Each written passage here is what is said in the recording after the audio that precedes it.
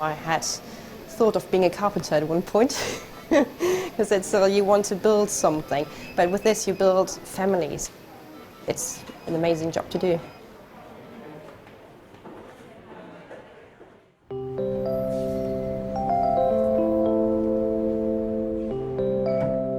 The intensity of it, the immediacy, there's no time to procrastinate. You just have to make decisions quickly and you have to act quickly.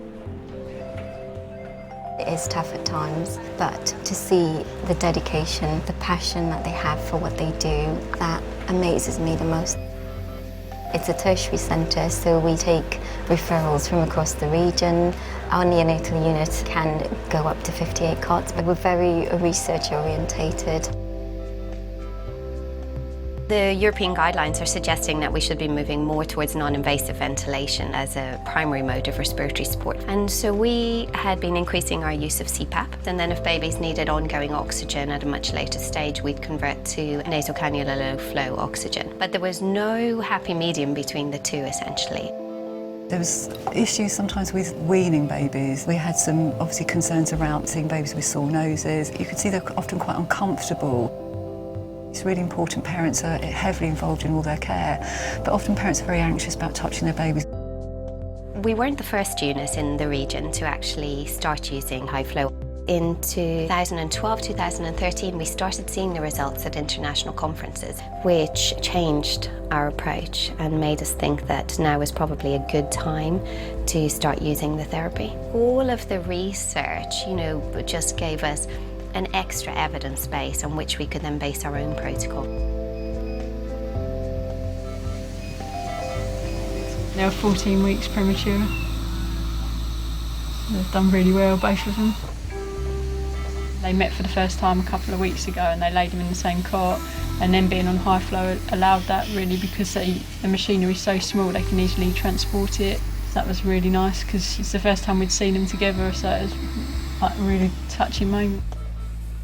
It's nice to see them as a family without the nurse all the time in the background, and they can actually get on with their little family.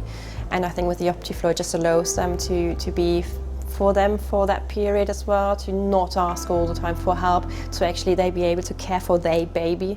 And it's nice that we be able to step a little bit back. It makes it feel a bit more normal having a baby, because when you have a baby that's premature, all of the normal factors like giving them a feed and having cuddles, you can't do any of that, so this is the next best thing.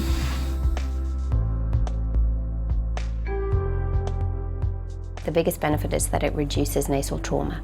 And this has been borne out in all of the studies that have been done. It's very important to recognise that actually these in their own way are quite complementary therapies, and that a unit can't exist with just nasal high flow or just CPAP. I think you have to have a really balanced combination of both modalities if you want to give the best and the safest care.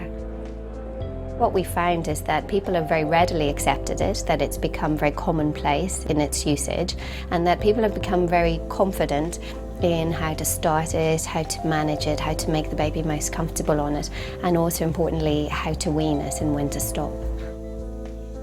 I think staff themselves feel more comfortable with it.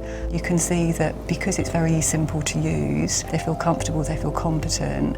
And parents pick up on that as well, and I think parents see their babies looking much less intensive or sort of critical than you can often do on a CPAP device. And then if they go home, and when they go home with positive outcomes, when you get the follow-ups, it's amazing to actually see that, and that's what keeps us going. If the staff reaction and the parental reaction is anything to go by, then I think it's going to become really a staple part of neonatal intensive care units.